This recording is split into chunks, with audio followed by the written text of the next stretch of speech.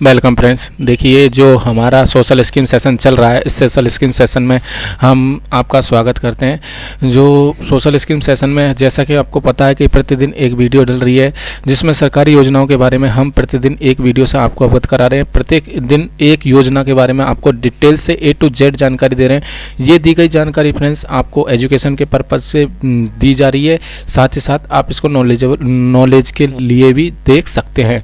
देखिए फ्रेंड्स, आइए आज की वीडियो में हम बात कर देंगे एक नई योजना। तो कौन सी?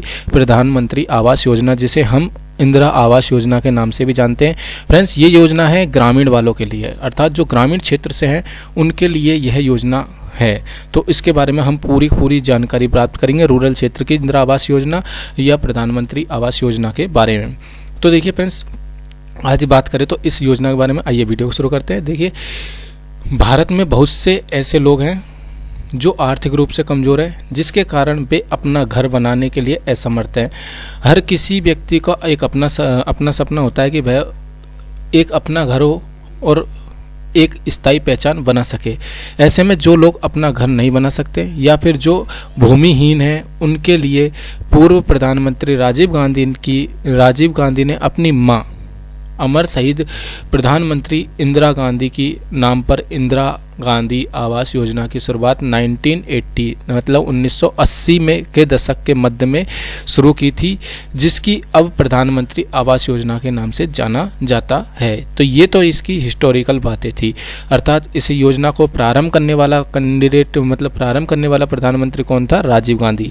और क्यों वो जो इसका इंदिरा गांधी क्यों नाम रखा? क्योंकि अमर हुई थी उस टाइम इंदिरा गांधी, अमर शहीद प्रधानमंत्री इंदिरा गांधी के नाम पर इस योजना का नाम इंदिरा आवास योजना रखा गया, जो कि 1980 में पहली बार इसको प्रारंभ किया गया था। आइए देखिए, तो आगे हम बात करें तो इंदिरा गांधी आवास योजना एवं प्रधानमंत्री आवास योजना का अंतर जान लेते हैं। इन दोनों में अंतर क्या है?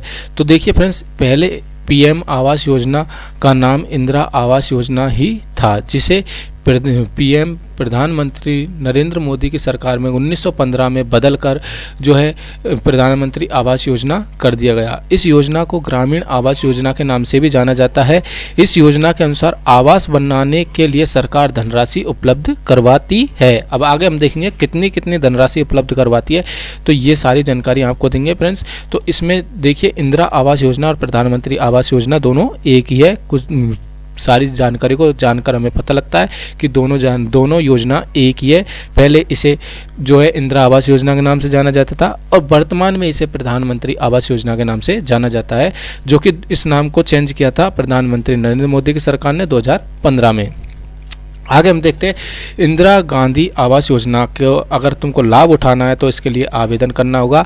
अब देखते हैं आवेदन कैसे करते हैं। तो देखिए, जो उम्मीदवार इंदिरा गांधी आवास योजना में आवेदन करना चाहता है, सबसे पहले उम्मीदवार को आधिकारिक वेबसाइट, जो कि आपको ये दे रखी है फ्रेंड्स, आधिकारिक वेबसाइट पर जाएं और उसके बाद अपनी स्क्रीन पर होम पेज, जो उस वेबसाइट का होम पेज खुलेगा।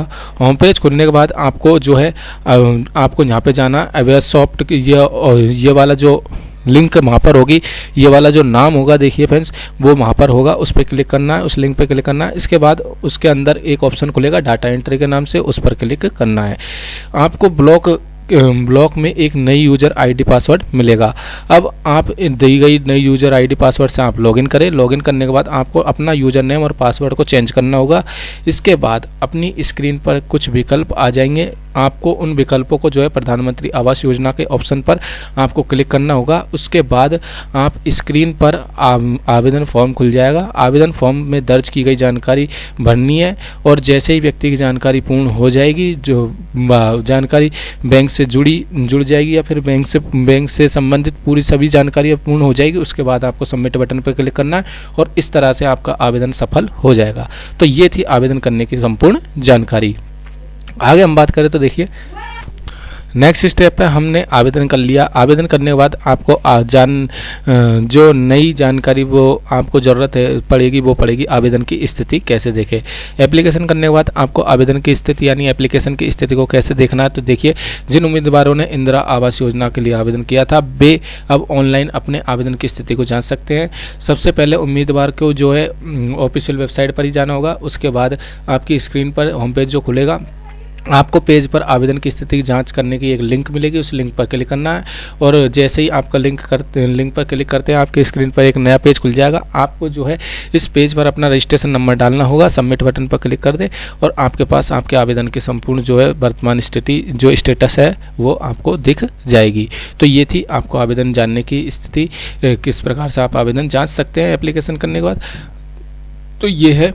आगे देखिए पीएम जो इंदिरा आवास योजना है, जो पीएम ग्रामीण आवास योजना है, उसको जानने ये कुछ महत्वपूर्ण बातें हैं फ्रेंड्स। उन महत्वपूर्ण बातों के बारे में बात कर लेते हैं। तो देखिए आगे है इंदिरा आवास योजना यानी प्रधानमंत्री ग्रामीण आवास योजना के अंतर्गत 2022 तक 1 करोड़ गरीब लोगों को घर बनाने का लक्ष्य रखा गया था। इस योजना के अनुसार सरकार लाभार्थी को घर बनाने के लिए 3 किस्तों पर पैसे ट्रांसफर करेगी। आवास योजना के अंतर्गत जो घर बनाए गए हैं उन घरों में बिजली, पानी कनेक्शन, शौचालय आदि की संपूर्ण सुविधाएं दी जाएगी। ये इस योजना की कुछ महत्वपूर्ण बातें हैं। आगे इंदिरा गांधी आवास योजना में अब घरों का आकार को भी बढ़ा दिया गया है। इसका पहले जो आकार था वो 20 मीटर था, जिसे बढ़ाकर अब 25 मीटर कर दिया गया है। वहीं जो है स्वच्छ भारत मिशन योजना के तहत जिन लोगों ने आवास बनाए जाएंगे उनको शौचालय भी उपलब्ध करवाए जाएंगे इस योजना के अलावा। आगे इस योजना के तहत बनने वाले आवासों की धनराशि में भी इजाफा किया गया है। पहले जो है आवास योजना शहरी लाभार्थी परिवार को जो है घर बनाने के लिए 70,000 रुपये की राशि दी जाती थी, जिसे बढ़ाकर अब 1,20,000 रुपये कर दिया गया है। वहीं पर्वतीय क्षेत्र में अगर कोई लाभार्थी है तो उसको पहले 75,000 रुपये दिया जाता था, जिसे अब बढ़ाकर 1,30,000 रुपये कर दिया गया है। तो ये है लाभार्थियों की धनराशि, मतलब लाभार्थी को कितना पैसा मिलेगा। जो इस योजना के अंतर्गत जिस कैंडिडेट का इस योजना के अंतर्गत लिस्ट में नाम आता है उसे, अगर वह शहरी क्षेत्र से है तो 1,20,000 और अगर वह पहाड़ी क्षेत्र से है तो उसे मिलेगा 1,30,000 रुपये मकान बनाने के लिए दिए जाएंगे। इसके अलावा देखिए इस योजना के अनुसार यदि किसी लाभार्थी को अन्य ऋण भी चाहिए तो वह 70,000 रुपये और दिए जाएंगे। इस योजना का लाभ लेने के लिए पात्र परिवार को बैंक खाता आवश्यक होना चाहिए, साथ ही बैंक खाता आधार से लिंक होना चाहिए, क्योंकि सरकार द्वारा उम्मीदवार के खाते में इलेक्ट्रॉनिक बेनिफिट ट्रांसफर के माध्यम से भेजे जाएंगे। मतलब कहने का मतलब ये फ्रेंड्स, अगर आपने मकान जैसे ही बनाना चाहा और मकान बनाते समय कई बार होता है कि 1,30,000 में आपका मकान कंप्लीट नहीं बन पाता है, या फिर आपकी ज़रूरत 1,30,000 में कंप्लीट हो जाती है, लेकिन जो है आपको और अधिक बनाने की ज़रूरत है, तो आप वहां पर एक ही साथ कार्य को प्रारंभ करते हुए आपको कुछ पैसे की और ज़रूरत पड़ सकती है, तो 70,000 रुपये तक का आपको लोन दिया जा सकता है। इसके लिए आपका बैंक अकाउंट होना चाहिए। उम्मीदवार अगर अपना घर बनाना चाहता है तो उसके लिए सरकार को उम्मीदवार के लिए एक सब्सिडी की व्यवस्था भी की गई है। यह योजना जो है केंद्र और राज्य सरकार की वित्त पोषण जो है 60:40 का रहता है इसमें। अर्थात बोले तो यह केंद्र और राज्य की दोनों को जो है दोनों की सम्मिलित योजना है। अर्थात इसके अंदर केंद्र और राज्य दोनों मिलकर पैसे को फंडिंग करते हैं, अर्थात लोगों को प्रोवाइड कराते हैं, जिसमें से दिए गए पैसे में 60% केंद्र सरकार देती है और 40% जो है पैसा वो राज्य सरकार देती है। तो ये देखिए फ्रेंड्स, केंद्र राज्य की दोनों की योजना है। इस बात का ध्यान रखिए फ्रेंड्स, अगर आज कंपटीशन की तैयारी कर रहे हो तो दोनों का वित्त पोषण जो है कितना अनुपात है, 60:40। आगे देखिए, प्रधानमंत्री ग्रामीण आवास योजना के लिए आवश्यक दस्तावेज कौन कौन से चाहिए होते हैं। तो देखिए, पीएम आवास योजना के लिए आवेदन करने के लिए निम्नलिखित दस्तावेज का होना आवश्यक है, क्योंकि इन दस्तावेजों के बिना आप आवेदन नहीं कर सकते। Sorry friends. तो देखिए, निवास का प्रमाण पत्र होना चाहिए, अर्थात मूल निवास, राशन कार्ड, परिवार का आय प्रमाण पत्र, जाति प्रमाण पत्र, आधार कार्ड, पंजीकृत मोबाइल नंबर और पासपोर्ट साइज फोटो, भूमि का विवरण, जॉब कार्ड आदि इत्यादि आपके पास दस्तावेजों का होना अनिवार्य है। आगे देखिए, इंदिरा गांधी आवास योजना के लिए अपेक्षित पात्रता है, मतलब कौन कौन इस योजना के लिए अपेक्षित है, मतलब आवेदन नहीं कर सकता है। तो देखिए, इस योजना के लिए जो कुछ मापदंडों को निर्धारित किया गया है, जिसके अनुसार कोई भी व्यक्ति इस योजना के लिए इस योजना का लाभ उठा सकता है। इस योजना के पात्र वे लोग हैं जिसके पास अपना घर नहीं है, या फिर वह घर तो है परंतु उसके पास जो है घर पक्का नहीं है। आवेदनकर्ता के पास बीपीएल कार्ड का होना अनिवार्य है, अगर नहीं होगा तो वह आवेदन नहीं कर सकता, या फिर वह गरीबी रेखा से नीचे का जीवन यापन करना चाहिए उसको। इसके अलावा अनुसूचित जाति, अनुसूचित जनजाति, बिना बंधुआ कर्मचारी, अल्पसंख्यक, गैर ST ग्रामीण परिवार के लिए भी यह योजना है। मतलब जरूरी नहीं है वह कैंडिडेट SC और ST का ही होना चाहिए, वह अदर कैटेगरी से भी हो सकता है।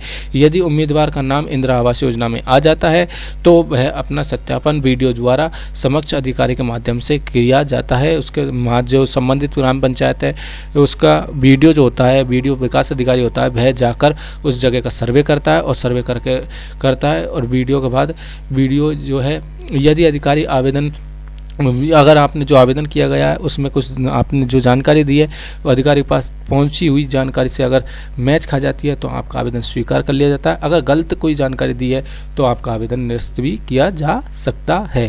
तो ये थी पूरी जानकारी आपके आवेदन प्रारंभ होने से लेकर अंतिम स्टेप तक की पूरी जानकारी। कितना पैसा मिलता है, कहाँ से मिलता है, कौन इसका सर्वे करता है, कितना पैसा जो है केंद्र और राज्य फंडिंग करती है, और आपको और अतिरिक्त कौन कौन सी सुविधा मिलती है, इसकी हिस्टोरिकल कैसे थी, मतलब बोले तो ये कब प्रारंभ हुई थी, और वर्तमान में इसकी अगर डाटे को देखें तो डाटा आप इसकी ऑफिशियल वेबसाइट पे जाकर देख सकते हैं कितना पैसा फंडिंग हो चुका है, कब कब डला है।